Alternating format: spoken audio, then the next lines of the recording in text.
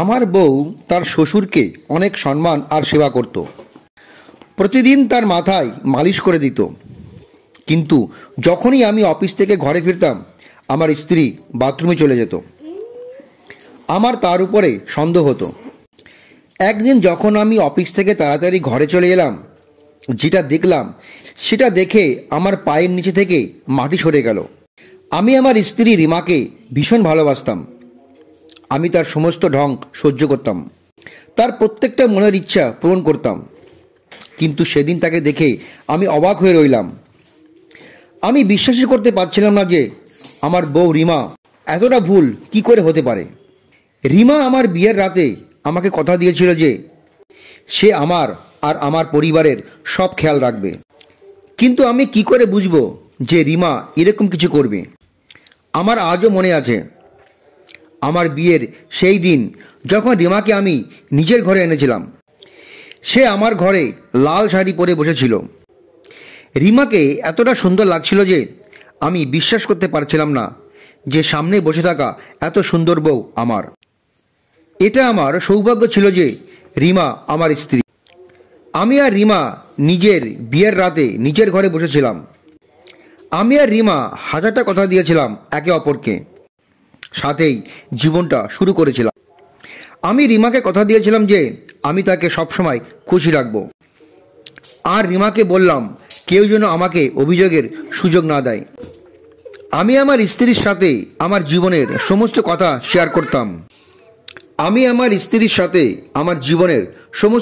Share করতাম। আমি রিমাকে বললাম যে আমার মায়ের ছোটবেলাতেই স্বর্গবাস হয়েছে। আমার বাবা এই জন্য বিয়ে করেনি যে সৎ মা আসার ফলে আমার আর আমার বোনের জীবন যেন বরবাদ না হয়ে যায়। এই জন্য আমার বাবা পুরো জীবন একা কাটিয়ে দিয়েছে। আমি রিমাকে বুঝিয়ে দিয়েছিলাম এবার আমার বাবার আর এই ঘরের খেয়াল তাকেই রাখতে হবে, কেননা আমার বোনের বিয়ে আমার সাথে সাথেই হয়ে গিয়েছে। আমার বিয়ের আগে আমার বাবার খেয়াল আমার বোনই রাখত। রিমার হাতে মেহেন্দির রং এখনও হালকা হয়নি, আর তাতেই ওকে ঘরের সমস্ত কাজ দেখতে হতো। এমনিতেই তো ঘরের মধ্যে অনেক চাকর ছিল, কিন্তু কারোকে তো চাকরদের মাথার উপরও থাকতে হয়। রিমা বিয়ের কিছুদিন পরই আমাদের বাড়ির সমস্ত দায়িত্ব সামলে নিয়েছিল। আমার জীবনে সে যেন কৃপা হয়ে এসেছিল। আমার অনেক খেয়াল রাখত। সব থেকে খুশির কথা হলো আমার বাবারও সে খেয়াল রাখত। আমার বাবা একজন বয়স্ক মানুষ ছিলেন। বাবা বেশিরভাগ সময় চার পেয়ে বিছানায় কাটিয়ে দিত। রিমা আমার ঘরটাকে এত সুন্দর করে সামনে নিয়েছিল যেন সে সবসময় এই বাড়িতেই থাকতো। যখন কিনা আমাদের বিয়ের মাত্র 2 মাসই হয়েছিল, এত কম সময়ে রিমা আমাদের সবাইকে আপন করে নিয়েছিল। আমি আমার বাবার একমাত্র ছেলে ছিলাম। তার সমস্ত ব্যবসা আমি দেখতাম। বিয়ের পর বেশি সময় বাড়িতে থাকতে পারিনি, কেননা সমস্ত কাজ আমারই দায়িত্ব ছিল। আমার কাজে আমার সঙ্গ দেওয়ার মতো কেউ ছিল না। বাবা অসুস্থতার কারণে কাজ থেকে ছুটি নিয়ে অনেক দিন আগেই বসে গিয়েছে। এই জন্য আমি বিয়ের পরে বেশিরভাগ সময় ঘরে থাকতে পারতাম না। বিয়ের পর সকালবেলায় অফিসে যেতাম আর বিকেলবেলায় ঘরে আসতাম। আমি যখন অফিস থেকে ঘরে ফিরতাম, আমার স্ত্রী রিমা তখন আমার ঘরের কাজে আর বাবার সেবা লেগে থাকতো। আমার বাড়িতে চাকরের অভাব ছিল না, কিন্তু সে সব সময় বলতো বাবার ক্ষেত্রে কোনো ক্ষেত্রেই বোঝাপড়া করা উচিত না। যখন আমি এই জিনিসটা দেখতাম যে রিমা আমার ঘরের এত ভালোভাবে খেয়াল রাখছে, তখন আমি ভাবতাম যে আমি কত সৌভাগ্যবান যে আমি এত সুন্দর, বুদ্ধিমতী আর এত খেয়াল রাখা একজন স্ত্রী পেয়েছি। কেননা আমাদের বংশে আমি আমার খুড়তুতো ভাইয়ের বউদের তার বরের সাথে আলাদা করে ঘর বসাতে দেখেছি, আর তারা তাদের বাবাকেও একা ছেড়ে দিয়েছে। কিন্তু রিমা তো আমাদের ঘর পরিবারকে জুড়ে রেখেছিল। আমার বোন যখন শ্বশুরবাড়িতে আসতো, রিমা আমার বোনের যতটাই খেয়াল রাখতো যতটা আমার আর বাবার রাখতো। আমার বোন যখন রিমাকে বাবার খেয়াল রাখতে দেখল, আমাকে বলল, দাদা, প্রায় শ্বশুরবাড়িতে বাবার জন্য আমি চিন্তা করতাম, কিন্তু এখন থেকে বৌদিকে তার খেয়াল রাখতে দেখেছি, এবার আমার আর চিন্তা নেই। আমি তো নিজেই আমার বোনের থেকে এই কথাটা শুনে ভীষণ খুশি হলাম। আর আমি নিজের বোনকে বললাম, রিমা থাকতে তোকে একদম চিন্তা করতে হবে না। ও বাবার ভীষণ ভালোভাবে খেয়াল রাখে। আমিও রিমার ভীষণ খেয়াল রাখতাম। তার কোনো জিনিসে আমি কখনো অভাব হতে দেইনি। আমি রিমাকে ভীষণ ভালোবাসতে লেগেছিলাম। 1 মিনিটের জন্য তাকে দূরের করতে পারতাম না। যখন অফিস হতো তখন বারবার তাকে ফোন করতাম। একদিন বাবার শরীর হঠাৎ ভীষণ খারাপ হয়ে গেল। বাবা বলল যে তার পায়ে হঠাৎ ভীষণ ব্যথা হতে শুরু করেছে। আর কেননা সে এখন বেশিরভাগ সময় বিছানায় কাটায়, এজন্যই তার পায়ে ভীষণ ব্যথা শুরু হয়েছে। ডক্টর বলেছিল বাবার পায়ের মালিশ দরকার। তার একটু কাজও করা উচিত, যাতে তার পায়ে ভালোভাবে রক্ত চলাচল হতে পারে। ডাক্তার মালিশের সাথে সাথে কিছু ওষুধ বলে দিয়েছিলেন। ডাক্তার বলেছিলেন যে মালিশ করার সময় কোনো অবহেলা যেন না থাকে। আমি বাবার ওষুধপত্র রিমাকে দিলাম। তাকে বললাম, আমি তো অফিসে থাকি, আর তাই সে যেন বাবাকে সম্পূর্ণ খেয়াল রাখে। আর প্রতিদিন কোনো না কোনো চাকরকে বলে নিজের সামনে তার পায়েতে যেন মালিশ করিয়ে নেয়। এই কথার উত্তরে রিমা যা বলল সেটা শুনে আমি তো অবাক হয়ে গেলাম। সে বলল, তোমার বাবা আমার তো বাবা, আমি তার দায়িত্ব কোনো চাকরের উপর কি করে ছাড়তে পারি? বরং আমি নিজেই তার পায়ে মালিশ করে দেব। আমি তো এই কথাই ভীষণ খুশি হয়ে গেলাম।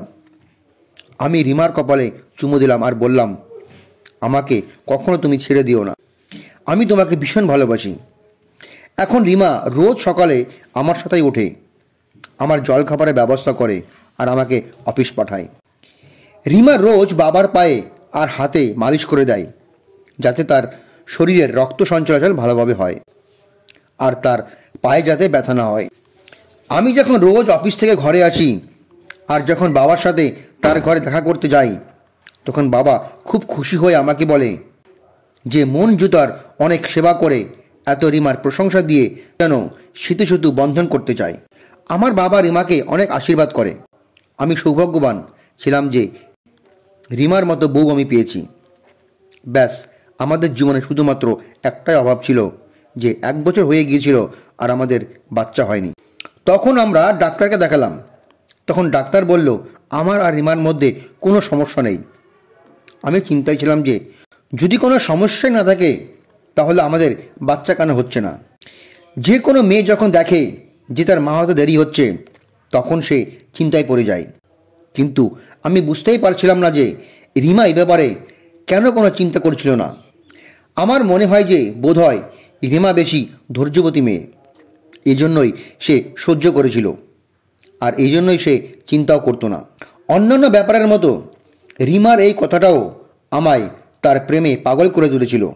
রিমা সুন্দরী আর বুদ্ধিমতী হওয়ার সাথে সাথে একজন ধৈর্যশীল মেয়েও ছিল। একদিন আমার শরীর খারাপ ছিল, তাই আমি সেদিন ছুটি নিয়েছিলাম। আমি ভাবলাম জীবনে একটু রেস্ট নেওয়া দরকার। ওই দিন আমি বাড়িতেই ছিলাম। রিমা ঘরের সব কাজ গুছিয়ে নিয়েছিল। রিমা বাবার ঘরেই তাকে মালিশ করে দিত। আমি ঘরে বসে চায়ের সাথে খবরের কাগজ পড়ছিলাম। রিমা তখন আমায় বলল, বাবার মালিশের সময় হয়ে গেছে, আমি তাই মালিশ করতে যাচ্ছি। আমি রিমাকে বললাম যে না, আজকে সময়টা আমার সাথে কাটাও, কোনো চাকরকে বলে দাও বাবার মালিশ করতে। রিমা বলল সে নিজেই বাবার মালিশ করবে। আমি বললাম ঠিক আছে, তাহলে তুমি তাড়াতাড়ি এসো। আমি রিমার একটা অদ্ভুত ব্যাপার লক্ষ্য করেছিলাম। বাবার ঘর থেকে আসার পর সাথে সাথে বাথরুমে চলে যেত। প্রথমে তো আমি ভাবতাম যে কখনো কখনো সে যায়, কিন্তু একবার নয়, অনেকবার আমি এটা নোটিশ করেছিলাম যে রিমা এরকমটা করতেই থাকে। আর বারবার সে ঘরে আসার পর বাথরুমে চলে যায়। আমি ভাবতাম যে কেনই বা তেল লাগানোর পর বারবার হাত ধোয়ার জন্য সে বাথরুমে চলে যায়। এটা একদিনের কথা নয়, বরং রিমা রোজ এরকম করত। আমার মনের মধ্যে একটা অদ্ভুত খেয়াল আসতে লাগলো। একদিন আমার বোন এসেছিল। আমার বোন তার বাবার বাড়িতেই কম থাকতো, কিন্তু এখন সে 2-3 দিনের জন্য এসেছিল। আমার বোনও রিমার এই ব্যাপারটার লক্ষ্য করেছিল যে বাবার ঘরে মালিশ করতে গিয়ে ঘরের বাইরে আসতে না আসতেই বাথরুমে ঢুকে যায় সে। আমার সন্দেহ যেন সত্যিতে বদলাতে শুরু করেছিল। আমার মাথার মধ্যে এই কথাটাই বসে গিয়েছিল যে কিছু তো নিশ্চয়ই আছে। এই কথাটা আমার বোনও নোট করেছিল। এবার আমার এটাই জানতে বাকি ছিল যে আসলে আমার বউ রিমা আমার বাবার ঘরে কি এমন করে। কেননা এটা যদি একদিনের কথা হতো তাহলেও কোনো ব্যাপার ছিল না। আমি একদিন রিমাকে ফোনে কথা বলতে শুনলাম। তার কথা বলার ধরন বলছিল যে সে তার বাড়িতে কারোর সাথে কথা বলছিল না। আমি ভাবলাম পরের বার ইচ্ছাকৃতভাবে বলবো যে আমার সাথেও কথা বলিয়ে দাও। ও এবারে ঘরে চলে এসেছে, ফোনে কথা বলছিল। তখন আমি তাকে বললাম, রিমা, আমাকেও তোমার বাড়ির লোকের সাথে কথা বলিয়ে দাও। তখন রিমা হঠাৎ করে চমকে গেল আর বলতে লাগলো, মায়ের ফোন তো কেটে গেছে, এরপর যখন আসবে তখন কথা বলিয়ে দেবো। আমার এই কথাটাতেও সন্দেহ হলো। আজকাল ওর প্রতিটা কথাই আমার সন্দেহ হয়। এবার আমি রিমার এই ফোনের ব্যাপারটা জানার জন্য উদ্বিগ্ন ছিলাম। একদিন আমি ইচ্ছা করে রিমাকে বলে গেলাম যে রাতে অফিস থেকে দেরি করে আসব। কিন্তু এটা আমার আগে থেকেই ভাবনা চিন্তা করার প্ল্যান ছিল, যাতে আমি কিছুটা আগে আসতে পারি, যাতে রিমা জানতে না পারে আমি ঘরে এসে গেছি। আর আমি লুকিয়ে দেখব যে রিমা বাবার ঘরে আসলে কি করে। আমি রিমাকে বললাম যে আমি অফিস থেকে দেরি করে আসব, কিন্তু আমি সময়ের আগেই অফিস থেকে ঘরে চলে আসি। আমি আমার শোয়ার ঘরে গিয়ে দেখলাম সেখানে রিমা ছিল না। আমি বুঝে গিয়েছিলাম যে রিমা বাবার ঘরেই হবে। পা টিপে টিপে তার ঘরের দিকে গেলাম। আমি বুঝতে পারছিলাম না যে আমি ঠিক করছি নাকি ভুল। আমি আমার মনের ভিতর থেকে সন্দেহ বের করতে চাইছিলাম। আমার বাবা এত বছর বিয়ে ছাড়াই ছিল, তাই আমার সন্দেহ আমার স্ত্রী তার সাথে। যখন আমি লুকিয়ে বাবার ঘরে দেখতে লাগলাম, আমি যেটা দেখলাম সেটা দেখে আমি অবাক হয়ে দাঁড়িয়ে রইলাম। আমি অবাক ছিলাম যে যেমন আমি ভেবেছিলাম তেমন তো নয়। আমি লজ্জিত ছিলাম যে নিজের স্ত্রীকে কি ভেবে ফেলেছিলাম, আর আমি নিজের বাবাকেও সন্দেহ করলাম। আমি দেখলাম রিমা বাবার মাথায় মালিশ করছিল, আর এমন কিছুই নয় যে আমি ভেবেছিলাম। আমি এটা ভাবার আগে আমার একবার বোঝা উচিত ছিল যে রিমা একজন বিবাহিত মহিলা, আর সে ঘরের কাজকর্ম করায় ব্যস্ত থাকে। আমি যতটা খুশি ছিলাম এই জন্য যে আমার সন্দেহ ভুল বেরিয়েছে, ততটাই আমার নিজের উপর অবসর ছিল আমি নিজের বাবা আর নিজের স্ত্রীর উপর কি করে সন্দেহ করতে পারি। আমি নিজের চিন্তার জন্য লজ্জিত হয়ে যখন নিজের ঘরে বসেছিলাম, তখনই রিমা ঘরে চলে আসলো। রিমা আমাকে জিজ্ঞেস করলো, তুমি চলে এসেছো? তখন আমি বললাম, হ্যাঁ, আমার আসার কথা তো ছিল দেরি করে, কিন্তু আমার শরীরটা ঠিক নেই, সেজন্য তাড়াতাড়ি চলে এসেছি। এই কথার সে যে জবাব দিল সেটা শুনে আমি চিন্তায় পড়ে গেলাম। রিমা বলল যে সে জানতো আমি অফিস থেকে তাড়াতাড়ি চলে আসব, কেননা অফিসে ফোন করেছিল। সেখান থেকে জানতে পারে যে আমি বেরিয়ে পড়েছি। এবার তো আমার মাথার মধ্যে আবার ঘুরতে লাগলো যে কি জানি আজ রিমা আর আমার বাবা কিছু করে থাকতে পারে, কেননা রিমা তো জানতো যে আমি ঘরে আসছি। আমি আজ যেটা দেখলাম সেটা দেখানো বলে মনে হচ্ছিল, আর মনে হচ্ছিল এখনও আমাকে সত্যিটা লুকানো হচ্ছে। আমি এবার সিদ্ধান্ত নিয়েছিলাম যে এই ব্যাপারটার পিছনের সত্যিটা আমি জেনে ছাড়ব, যে রিমা আর বাবা বন্ধ ঘরে কি এমন করে আর আমার থেকে লুকায়। আমার হৃদয়ের মধ্যে তো এবার চিন্তায় অস্থির হয়ে যাচ্ছিল। এবার তো আমি চাইছিলাম যেভাবেই হোক সত্যিটা আমার জানতেই হবে। আমি ঠিক করে নিয়েছিলাম যে সত্যটা থেকে আমি এবার পর্দা তুলেই ছাড়ব, যাতে অন্ততপক্ষে আমার হৃদয় শান্তি পায়। একদিন আমি রিমাকে বলিনি, আর তাড়াতাড়ি অফিস থেকে বাড়ি চলে এসেছি। যখন আমি ঘরে এলাম তখন রিমা ঘরে ছিল না। আমি চাকরকে জিজ্ঞেস করলাম, সে বলল যে সে বাবার ঘরে আছে। আর আমি এই সুযোগটারই অপেক্ষায় ছিলাম যে যেই রিমা মালিশের জন্য বাবার কাছে যাবে আমিও দেখব যে সত্যিকারের কি হয় সেখানে। আমি নিজের বাবার ঘরের দিকে পা বাড়ালাম। আমি বাবার ঘরের দিকে যাচ্ছিলাম এটা ভেবে যে আমার মাথায় যে সন্দেহটা আছে সেটা সত্যি না হয়ে যায়। এবার বাবার ঘরের দিকে গেলাম। আমি যা দেখলাম সেটা দেখে আমার পায়ের তলা থেকে মাটি সরে গেল। আমি ভাবতে পারিনি যে রিমা এমন করতে পারে। যে মেয়েটাকে আমি এত ভালোবাসতাম, যার মাথায় নিজের ভালোবাসার মুকুট পরালাম, সে আমাকে এভাবে ধোঁকা দিল। আমার এমন মনে হচ্ছিল যে আমি আর দাঁড়িয়ে থাকার শক্তি পাচ্ছি না। আমি দেখলাম বাবার ঘরে রিমা আর একটা ছেলে দাঁড়িয়েছিল, আর রিমা আমার বাবাকে দিয়ে কোনো কাগজে সাইন করাচ্ছিল। আমি তো এখানে নিজের সন্দেহ দূর করতে এসেছিলাম, কিন্তু এখানে এসে তো আমি চিন্তার মধ্যে ফেসে গেলাম। আমি তো বুঝতেই পারছিলাম না যে হচ্ছেটা কি। রিমা কি করছে, আর তার পাশে দাঁড়িয়ে থাকা ছেলেটাকে। শুধুমাত্র আমি এটা দেখছিলাম যে আমার বাবা অজ্ঞান থাকা অবস্থায় কাগজে সাইন করছিল। আমি এই ব্যাপারটার পরোয়া করিনি। শুধুমাত্র ভয় এটুকু ছিল যে এমন কিছু না ঘটে যার জন্য আমাকে ওর থেকে দূরে যেতে হয়। কেননা আমি ওকে ভীষণ ভালোবাসি। আমি ওর থেকে দূরে যেতে চাইতাম না। যে ব্যাপারটার ভয় ছিল সেটাই হলো। আমি রেমাকে কিছু বলতে শুনলাম, যেটা আমাকে অর্ধেকটা মেরেই ফেললো। রিমা আর ওই ছেলেটা এ ব্যাপারটা জানতো না যে আমি দাঁড়িয়ে আছি সেখানে। রিমা ওই ছেলেটাকে বলল, তাড়াতাড়ি এই বুড়োটার সাইন নিয়ে নাও। আমি আমার নিজের জিনিসপত্র বেঁধে নিয়েছি। আমার বর আসার আগেই আমাকে এখান থেকে বের হতে হবে। আমি এখনও বুঝতে পারছি না যে আমার ঘরে এসব কি হচ্ছে। আমার মাথা ফেটে যাওয়ার আগেই আমি দৌড়ে গিয়ে রিমার কাঁধে হাত দিলাম, আর তার হাত দুটো ধরে জোরে নাড়ি তাকে বললাম যে, রিমা, তুমি এটা কি করছো? আমি রিমাকে জিজ্ঞেস করলাম, তুমি কি আমাকে ধোকা দিচ্ছ? রিমা অদ্ভুতভাবে তাকিয়ে আমায় জিজ্ঞেস করলো, অফিস থেকে তুমি একটু তাড়াতাড়ি কী করে চলে এলে? আমি রিমাকে জিজ্ঞেস করলাম, আমি যা জিজ্ঞেস করছি তার উত্তর দাও। রিমা আমার কথায় চুপ করেছিল। আমি রিমাকে ছেড়ে ওই ছেলেটার কলার ধরলাম। রিমা আমাকে বারবার বলতে লাগলো যে ওকে ছেড়ে দাও। আমি ছেলেটিকে পুলিশের হুমকি দিতে লাগলাম আর বললাম যে, সত্যি বলো, এখানে কি করতে এসেছো, না হলে পুলিশকে ধরিয়ে দেবো তোমায়। আমার এই কথায় ছেলেটা ভয়ে বলতে লাগলো যে সে রিমাকে ভালোবাসে, আর তারা দুজন বিয়ের আগে থেকেই একে অপরকে ভালোবাসত। রিমার পরিবার তার বিয়ে এই ছেলেটার পরিবর্তে আমার সাথে জবরদস্তি করিয়েছিল। যখন রিমা জানতে পারলো যে তার বিয়ে একটা বড়লোক বাড়ির ছেলের সাথে হতে যাচ্ছে, রিমা তার প্রেমিকের সাথে মিলে একটা প্ল্যান বানালো যে বিয়ের পর আমার সমস্ত সম্পত্তি আর টাকা পয়সা ঘর থেকে নিয়ে তারা পালিয়ে যাবে। কেননা তার প্রেমিক ভীষণ গরিব ছিল। সে আমাকে বিয়ে করে আমার সম্পত্তি লুটপাট করতে চেয়েছিল, আর এটাই ওর প্ল্যান ছিল, যার জন্য রিমা আমাকে ধোকা দিল। সে একটা ধমকিতেই রিমার সমস্ত রহস্য খুলে দিল।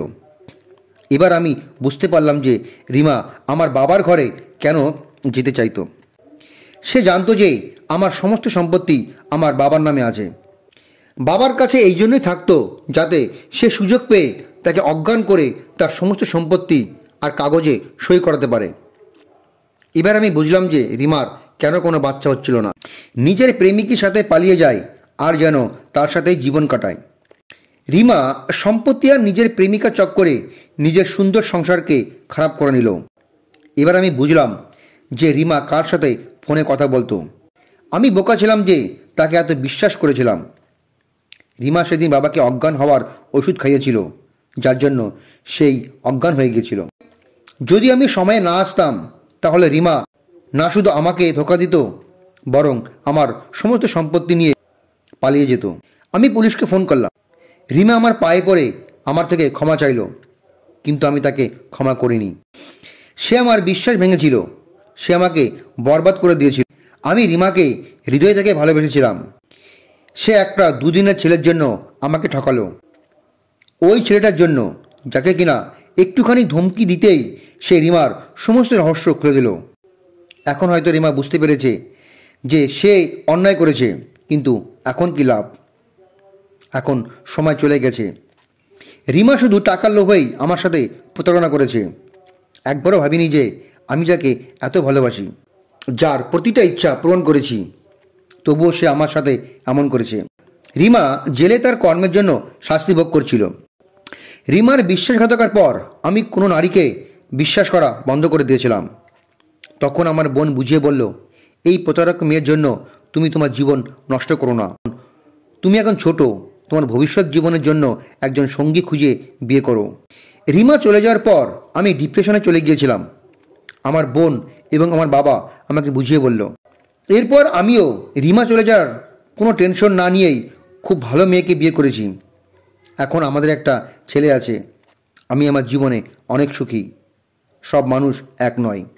জেল থেকে ছাড়া পেয়ে রিমা অনেকবার আমার সাথে কথা বলার চেষ্টা করেছিল, কিন্তু আমি সেই প্রতারক মহিলার ছায়া দেখতে চাই না।